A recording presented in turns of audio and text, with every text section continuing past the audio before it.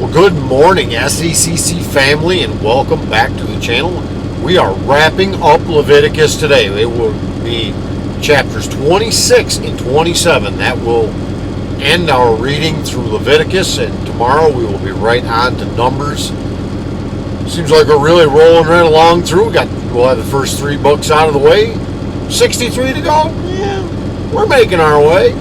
Stick around.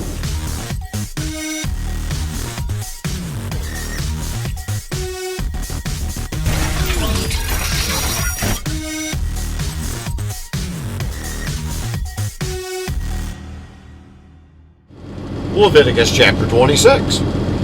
You shall not make idols for yourselves, or erect an image or a pillar, and you shall not set up a figured stone in your land to bow down to it. For I am the Lord your God. You shall keep my Sabbaths and reverence my sanctuary. I am the Lord. If you walk in my statutes and observe my commandments and do them, then I will give you your rains in their season, and the land shall yield its increase, and the trees of the field shall yield their fruit. Your threshing shall last to the time of the grape harvest, and the grape harvest shall last to the time for sowing. And you shall eat your bread to the full and dwell in your land securely. I will give peace in the land, and you shall lie down, and none shall make you afraid. And I will remove harmful beasts from the land, and the sword will not go through your land. You shall chase your enemies, and they shall fall before you by the sword. 5 of you shall chase 100, and 100 of you shall chase 10,000, and your enemies shall fall before you by the sword. I will turn to you and make you a fruitful, and multiply you, and will confirm my covenant with you. You shall eat old store, long kept, and you shall clear out the old and make way for the new. I will make my dwelling among you, and my soul shall not abhor you. And I will walk among you, and will be your God, and you shall be my people. I am the Lord your God, who brought you out of the land of Egypt, that you should not be their slaves, and I have broken the bars of your yoke, and made you walk erect. But if you will not listen to me, and will not do all these commandments, if you spurn my statutes, and your soul abhors my rules, so that you will not do all my commandments, but break my covenant, then I will do this to you. I will visit you with panic, with wasting disease, and with fever that consumes the eyes and make the heart ache. And you shall sow your seeds in vain, for your enemies shall eat it. I will set my face against you, and you shall be struck down before your enemies. Those who hate you shall rule over you, and you shall flee when none pursues you. And if in spite of this you will not listen to me, then I will discipline you again 7-fold for your sins. And I will break the pride of your power, and I will make your heavens like iron, and your earth like bronze, and your strength shall be spent in vain. For your land shall not yield its increase, and the trees of the land shall not yield their fruit. Then if you walk contrary to me and will not listen to me, I will continue striking you 7-fold for your sins, and I will loose the wild beast against you, which shall bereave you of your children, and destroy your livestock, and make you few in number, so that your roads shall be deserted. And if by this discipline you are not turned to me, but walk contrary to me, then I will also walk contrary to you, and I myself will strike you 7-fold for your sins, and I will bring a sword upon you, that you shall execute vengeance for the covenant. And if you gather within your cities, I will send pestilence among you, and you shall be delivered into the hand of the enemy. When I break your supply of bread, 10 women shall bake your bread in a single oven, and shall dole out your bread again by weight, and you shall eat and not be satisfied. But if in spite of this you will not listen to me, but walk contrary to me, then I will walk contrary to you in fury, and I myself will discipline you 7-fold for your sins. You shall eat the flesh of your sons, and you shall eat the flesh of your daughters, and I will destroy your high places, and cut down your incense altars, and cast your dead bodies upon the dead bodies of your idols. And my soul will abhor you, and I will lay your cities waste, and I will make your sanctuaries desolate, and I will not smell your pleasing aromas, and I myself will devastate the land, so that your enemies who settle in it shall be appalled at it. And I will scatter you among the nations, and I will unsheath the sword after you, and your land shall be a desolation, and your cities shall be waste. Then the land shall enjoy its Sabbaths as long as it lies desolate while you are in your enemy's land. Then the land shall rest and enjoy its Sabbaths. As long as it lies desolate, it shall have rest. The rest that it did not have on your Sabbaths when you were dwelling in it. And as for those of you who are left, I will send faintness into their hearts in the lands of their enemies. The sound of a driven leaf shall put them to flight, and they shall flee as one flees from the sword. And they shall fall when no one pursues. They shall stumble over one another, as if to escape a sword, though none pursues. And you shall have no power to stand before your enemies, and you shall perish among the nations, and the land of your enemies shall eat you up. And those of you who are left shall not rot away in your enemies' lands because of their iniquity, and also because of the iniquities of their fathers, they shall rot away like them.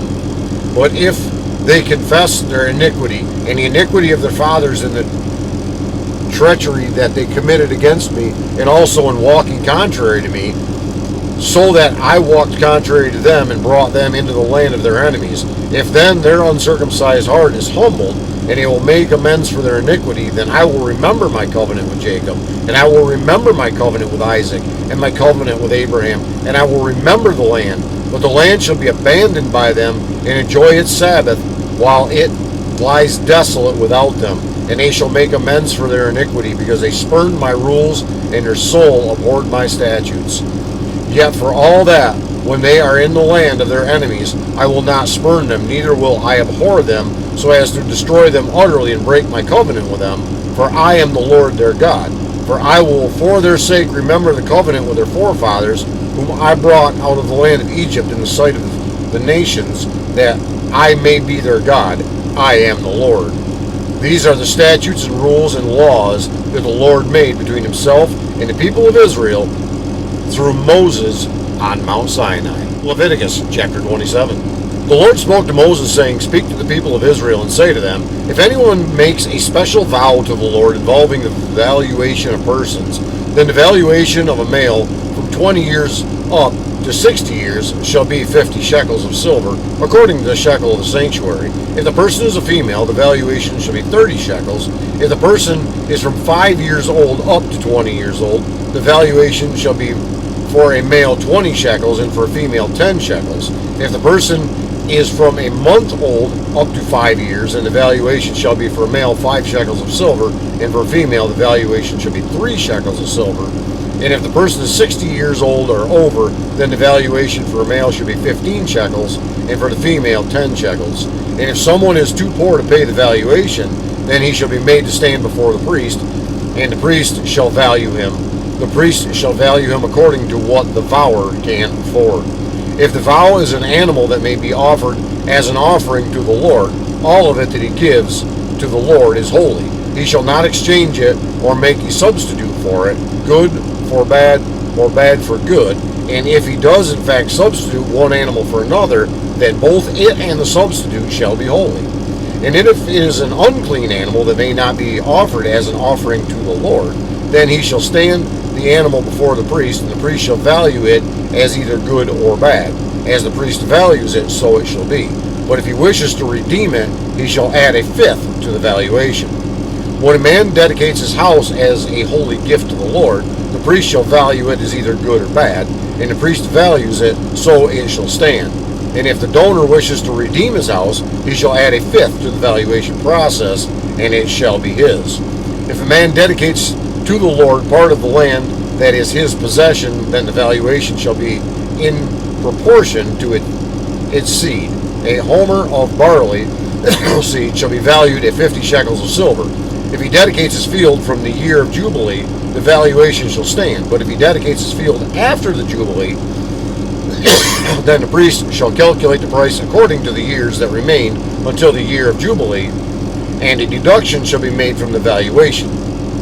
And if he who dedicates the field wishes to redeem it, then he shall add a fifth to its valuation price, and it shall remain his. But if he does not wish to redeem the field, or if he has sold the field to another man, it shall not be redeemed anymore. But if the field, when it is released in the Jubilee, shall be a holy gift to the Lord, like a field that has been devoted, the priest shall be in possession of it. If he dedicates to the Lord a field that he has bought, which is not part of his possession, then the priest shall calculate the amount of the valuation for it up to the year of Jubilee, and the man shall give the valuation on that day as a holy gift to the Lord. In the year of Jubilee, the field shall return to him from whom it was bought, to whom the land belongs as a possession. Every valuation shall be according to the shekel of the sanctuary. 20 gerahs shall make a shekel. But a firstborn of animals, which is a firstborn, belongs to the Lord, belongs to the Lord, no man may dedicate, whether ox or sheep, it is the Lord's. And if it is an unclean animal, then he shall buy it back at the valuation and add a fifth to it. Or if it is not redeemed, it shall be sold at the valuation. But no devoted thing that a man devotes to the Lord of anything that he has, whether man or beast, or of his inherited field, shall be sold or redeemed. Every devoted thing is most holy to the Lord. No one devoted who is to be devoted for destruction from mankind shall be ransomed. He shall surely be put to death. Every tithe of the land, whether of the seed or the land of the fruit of the trees, it is the Lord's. It is holy to the Lord. If a man wishes to redeem some of his tithe, he shall add a fifth to it. And every tithe of herds or flocks, every 10th animal of all that pass under the herdsman's staff shall be holy to the Lord. One shall not differentiate between good or bad, neither shall he make a substitute for it. And if he does substitute for it, then both it and the substitute shall be holy, and it shall not be redeemed. These are the commandments that the Lord commanded Moses for the people of Israel on Mount Sinai. That concludes our reading today, and it also concludes Leviticus. Tomorrow, Lord willing, we will be in Numbers. Another difficult book because there's a lot of numbers in it, but it's definitely a book that we need to read, we need to understand, because most of these books of the Old Testament, once we get into the New Testament just does not make anywhere near as much sense if we don't have this for background. This is all background, building up to the beauty that we see in the New Testament. So while some of it may be a little more difficult, we still need to get through it. We still need to understand it. We still need to know it so that we can truly understand and just enjoy the beauty of what is the New Testament. And we will be getting there, but it's going to take a little bit of while. We've still got a long ways to go here in the Old Testament. But Lord willing, we will be in Numbers tomorrow, and I would ask that the Lord would bless you. Yes, you. Have a great day.